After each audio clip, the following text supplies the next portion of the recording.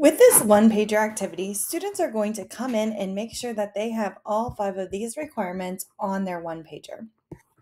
Students are going to level up with their one-pager by either creating it first on paper and then coming in to add media, and they can take a picture and add it into Kami, or students can design digitally on Kami.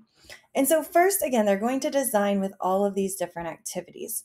First, the students are going to create a title. This is going to reflect the content and must kind of stand out. So what I kind of maybe want to do here is if I'm maybe talking about the outsiders, I might have my students come in and design what that might look like for them to write the outsiders, right?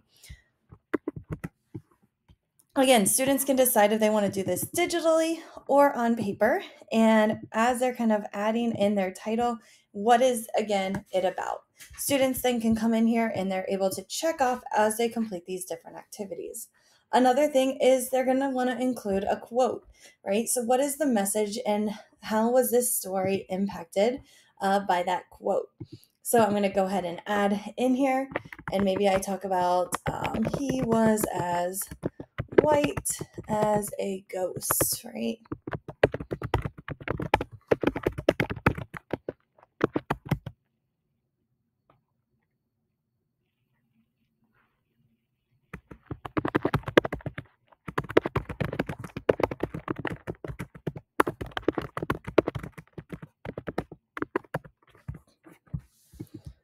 So I've got my quote, and then students can go on to the next activity, kind of decide how they want this to look. They can change their font, the colors of it. Again, they can do this on paper or digitally. It's totally up to them. Once they have their quote, once they have their title, then they're ready to add that illustration. So now what they're going to do is they might illustrate, write some eyes, and add that onto the document. Then what students will do is they'll write a reflection.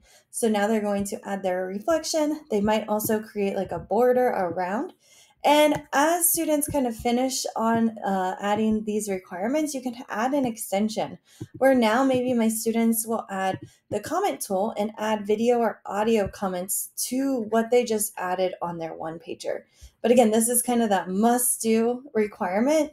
But then I could have them again take it a step further and use that voice comment or even the video comments to really justify and explain why they included this quote, what this symbolizes when they were drawing an illustration, what the reflection means a little bit more deeper.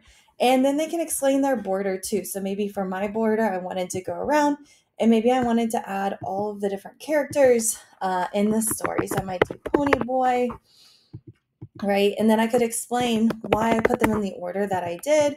I could explain why, I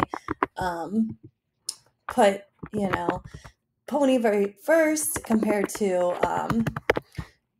Sherry or whoever.